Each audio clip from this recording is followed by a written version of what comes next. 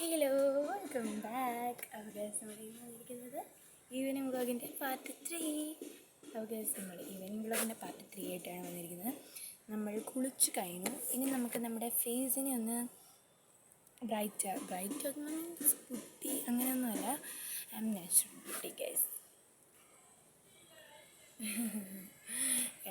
അപ്പം നമ്മൾ മുഖത്ത് കുറച്ച് സ്കിൻ കെയർ ചെയ്യാനാണ് പോകുന്നത്.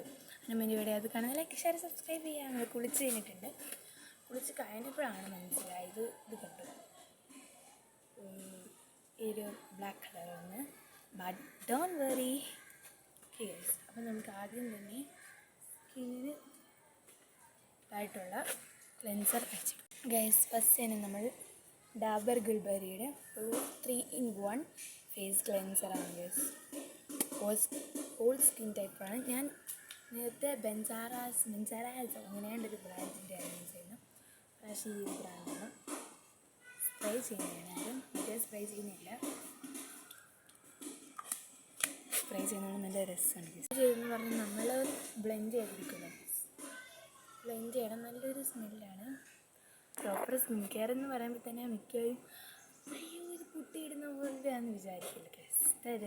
വെരി സ്മാളാണ്. ഇനി ഇത് ഞാൻ കുറേ വാങ്ങിച്ച് തേച്ചുകൊണ്ട് തന്നെ. ഇത് അടിപൊളി ബ്രാൻഡാണ്. ഇത് പോൺസിൻ്റെ hydra miracle super gel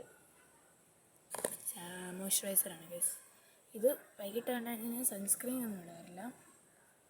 guys കുറച്ച് കൂടിപ്പോയി ഗൈസ്. ബാക്കി അടുത്ത് തന്നെ വെച്ചിട്ടുണ്ട്.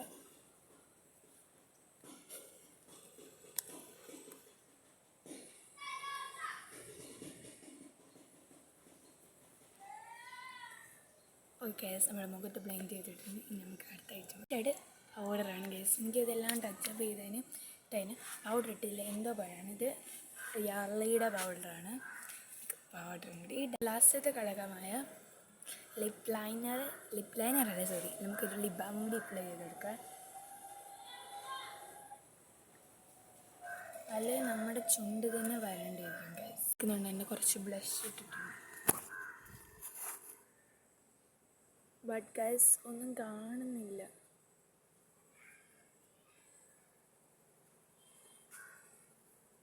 കണ്ടോ? ഇപ്പം എൻ്റെ ഫേസ് നിങ്ങൾ നോക്കൂ. അപ്പം ഇങ്ങനെയുണ്ട് ഗൈസ് എൻ്റെ ഫേസ് ഇപ്പം. അപ്പം ഇപ്പം ക്യൂട്ടായിട്ടുണ്ടെങ്കിൽ എല്ലാവരും ഒന്ന് ക്യൂട്ടെന്ന് കമൻറ്റ് ചെയ്യുക. പിന്നെ അടുത്ത ഈവനിങ് വ്ളോഗാണ്. ഇനിയും പാർട്ട് 3 വരുന്നുണ്ട്. ഇന്നത്തെ ഇത്രയേ ഉള്ളൂ. അടുത്ത ഈവനിങ് പാർട്ട് 4 ആയിട്ട് വീണ്ടും വരാം. ബൈ.